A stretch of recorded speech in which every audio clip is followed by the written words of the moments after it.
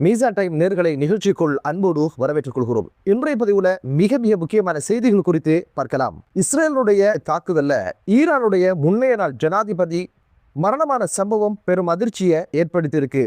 அமெரிக்காவுடைய போர் கப்பலின் மீது ஈரான் தாக்குதல் நடத்திய சம்பவம் பதிவாகியிருக்கு. ஆயத்துல்லா அலி ஹாமினி அவர்களுடைய இறுதி கிரிகைகள் நாளை இடம்பெறும் என்ற பல்வேறு செய்திகள் தான் இன்றைய பதிவு. முன்னைய நாள் ஜனாதிபதி மஹ்மூத் அகமது நஜாத்தி அவர்கள் படுகொலை செய்யப்பட்ட சம்பவம் பெரும் சோகத்தை ஏற்படுத்தியிருக்கு. இந்த தாக்குதலில் அவருடைய மெய் பாதுகாவலர்கள் 3 பேரும் படுகொலை செய்யப்பட்ட சம்பவம் நேற்றைய தினம் பதிவாகி இருந்தது. இவருடைய அலுவலகத்தை மேற்கோள் காட்டிதான் இந்த செய்தி பிரசுரம் ஆகியிருந்தது. அரபு நெட் என்ற ஒரு செய்தித்தளம் தான் இந்த செய்தியை பிரசுரம் செய்திருந்தது. ஆயத்துல்லா அலி ஹாமி அவர்களுடைய மரணத்தை, அதனுடைய காயம் வடுக்கள் காயம் முன்னே அகமது நஜாத்தினுடைய இந்த மரண செய்தி ஈரானியர்களுக்கு பெரும் சோகத்தை ஏற்படுத்தியிருந்தது. இதுக்கிடையில மற்றொரு இன்பகரமான செய்தியும் வந்து விழுந்திருக்கு. அது என்ன அப்படின்னு பார்த்தீங்கன்னா, அகமது நஜாத்தி அவர்களே தான் உயிரோடு இருப்பதாகவும், இப்படியான ஒரு தாக்குதல் மேற்கொள்ளப்படல, அப்படியான ஒரு தாக்குதலை தான் உயிரிழக்கவும் இல்லை, இது போலியான செய்தி, இதுல எந்த அடிப்படையும் இல்லை அப்படின்னு ஒரு செய்தியை ஊடகங்களுக்கு சொல்லி இருந்தாரு.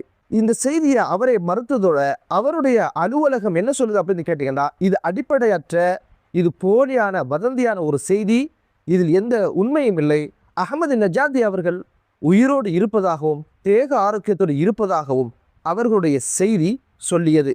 எவ்வளவு தூரம் போலியான செய்திகளை முண்டி அடித்து கொண்டு சொல்வதற்கு இந்த ஊடகங்கள் முனையுது அப்படின்னு ஒரு விஷயம் தெரியுது. அகமது நஜாத்தி ஈரானுடைய தலைவராக எப்போது இருந்தார் அப்படின்னு கேட்டீங்கன்னா, 2005 2013 ஆண்டு காலம் வரைக்கும் கிட்டத்தட்ட 8 ஆண்டுகள் ஈரானுடைய ஜனாதிபதியாக இருந்து அரும்பெரும் சேவையாற்றியதாக சொல்லப்படுது.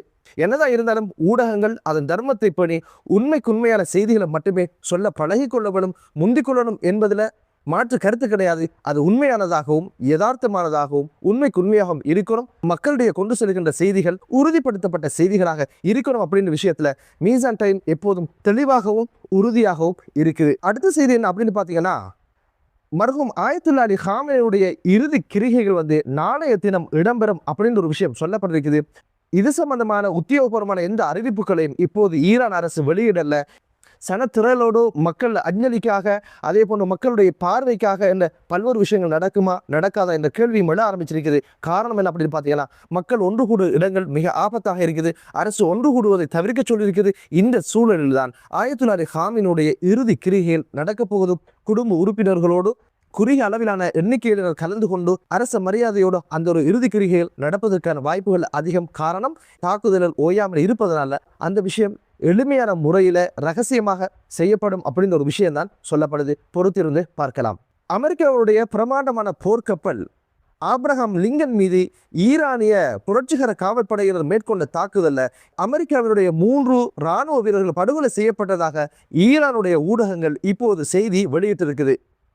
இது குறித்து அமெரிக்காவுடைய ஜனாதிபதி என்ன சொல்றாரு அப்படின்னு கேட்டீங்கன்னா, அமெரிக்கர்களுடைய மரணத்திற்கு ஈரானை பழி தீர்ப்போம் அப்படின்னு ஒரு விஷயத்த சொல்லியிருக்கிறாரு. ஈரானியர்கள் பதில் தாக்குதல் நடத்துவதை நிறுத்தணும், பழி வாங்குவதை நிறுத்தணும் அப்படின்னு ஒரு விஷயத்த சொல்லியிருக்கிறாரு. அமெரிக்கர் படுகொலை செய்யப்பட்டா பழி தீர்க்கணும் அப்படின்னு ஆசை அவருக்கு இருக்கு. ஆனா ஈரானியர்கள் பதில் தாக்குதல் நடத்திடக்கூடாது அப்படின்னு ஒரு கட்டளையும் எச்சரிக்கையும் ஒரு மிரட்டலையும் விட்டிருக்கிறாரு. ஈரான் தான் இப்போது அவங்களுக்கு மிகப்பெரிய அச்சுறுத்தல் அப்படின்னு சொல்றாரு. ஆனா அமெரிக்காவும் இஸ்ரேலும் இப்போது முழு உலக நாடுகளுக்கும் அச்சுறுத்தலாக இருப்பது, அதற்கான தண்டனை யார் தான் கொடுப்பாங்க அப்படின்ற கேள்வியும் எழ ஆரம்பிச்சிருக்கு. ஈரானுடைய ஏவுகணை தாக்குதல்ல இஸ்ரேல்கள் பலர் கொல்லப்பட்டதாகவும் பல பேர் காயமடைந்ததாகவும் இப்போது ஈரானுடைய ஊடகங்கள் செய்தி வெளியிட்டிருக்குது. சன்னடா சட்ட கிளியத்தானே விடும், பதில் தாக்குதலையும் அங்குள்ளவங்க இறக்கத்தானே விடும். தற்போது டொனால்ட் ட்ரம்ப் என்ன அறிவிச்சிருக்கிறார் அப்படின்னு கேட்டீங்கன்னா, புதிய தலைவர்களோடு புதிய ஒரு பேச்சுவார்த்தையை தொடர்வதற்கான விருப்பத்தை அவர் இப்போது வெளியிட்டிருக்கிறாரு. இது யாருடைய கண் துடைப்புக்காக என்பது தெரியல. உங்களுக்கு 2 தேர்வுகள் இருக்கு. ஒன்று ஆயுதங்களை விடுறது, இல்லைன்னா மாண்டு சாகிறது அப்படின்ற மாதிரி ஒரு எச்சரிக்கையும் விட்டிருக்கிறாரு. ஹர்முஸ் ஜலசந்தியில சரக்கு கப்பல்கள் மற்றும் வியாபார வணிக கப்பல்களை இலக்கு வைத்து தாக்குதல் நடத்தப்படுகின்ற பல்வேறு விமர்சனங்கள் இப்போது எழ ஆரம்பிச்சிருக்கு. இதில் எதுவும் உண்மை இல்லை. எதிர்வரும் தினங்கள்ல ஹர்முஸ் ஜலசந்தியை மூடுவதற்கான இந்த திட்டமும் இல்லை அப்படின்ற ஒரு விஷயத்தை ஈரானுடைய வெளிவிவகார அமைச்சர் அப்பாஸ் அராகிஜி தெரிவிச்சிருக்கிறாரு. ஈரானுடைய பதிலடி 27 அமெரிக்க இலக்குகளை தளங்களை இலக்காக கொண்டுதான் தாக்குதல் நடத்தப்பட்டதாக சொல்லப்படுது. இந்த தாக்குதலுடைய விவரங்கள் இப்போது வெளிவர ஆரம்பிச்சிருக்குது. அந்த பட்டியலில் என்ன இருக்கு அப்படின்னு பார்த்தீங்கன்னா துபாயினுடைய அறிக்கை என்ன சொல்லுது அப்படின்னு கேட்டீங்கன்னா 173 ஏவுகணைகளும் 209 ட்ரோன்களும் கண்டறியப்பட்டதாகவும் இதில் கச்சிதமாக 195 ட்ரோன்கள் இடைமறிக்கப்பட்டதாகவும் அவருடைய அறிக்கையில சொல்லி இருந்தாங்க. தமது வான்பரப்பை தற்காலிகமாக மூடுவதாகவும் துபாய் அறிவிச்சிருக்குது. கட்டார் எய்யப்பட்ட 18 ஏவுகணைகளை கச்சிதமாக சுட்டு வீழ்த்தியதாகவும் கட்டாருடைய பாதுகாப்பு அமைச்சகம் செய்தி வெளியிட்டிருக்கு. 5000 கிலோமீட்டர் தூரம் வரை கண்காணிப்பை நடத்துகின்ற அமெரிக்காவினுடைய ரேடார் மீது ஈரான் இலக்கு வைத்து தாக்குதல் நடத்தியதாகவும் அது அளிக்கப்பட்டதாகவும் ஈரான் தரப்புல சொல்லப்படுகிறது. குவைத்தில் ஈரான் மேற்கொண்ட தாக்குதலில் பல்வேறு இடங்களில் மின்சாரம் துண்டிக்கப்பட்டதாகவும் 97 ஈரானுடைய ஏவுகணைகளும் 283 ட்ரோன்களும் குவைத் கண்டதாகவும் குவைத்தில் இருக்கின்ற முகமது அல் அஹமத் என்று சொல்லப்படுகின்ற அமெரிக்காவினுடைய தளத்தை இலக்கு வைத்து தான் இந்த தாக்குதல்கள் நடத்தப்பட்டதாகவும் குவைத் அதனுடைய அறிக்கையில குறிப்பிட்டிருக்குது. 3 ஆயுதப்படை வீரர்கள் உள்ளிட்ட 12 பேர் படுகாயமடைந்த சம்பவம் பதிவாச்சு அப்படின்னு ஒரு விஷயம் அவருடைய அறிக்கையில சொல்லப்பட்டிருக்குது. இந்த ஒரு யுத்தம் ஈரானுக்கு மிகப்பெரிய பின்னடைவையும் பாரிய அளவிலான சேதங்களையும் உயிர் சேதங்களையும் பொருள் சேதங்களையும் உண்டு பண்ணிருக்கி அப்படியான ஒரு விஷயம் தான் இப்போது பேசுபொருளாக மாறிருக்கு.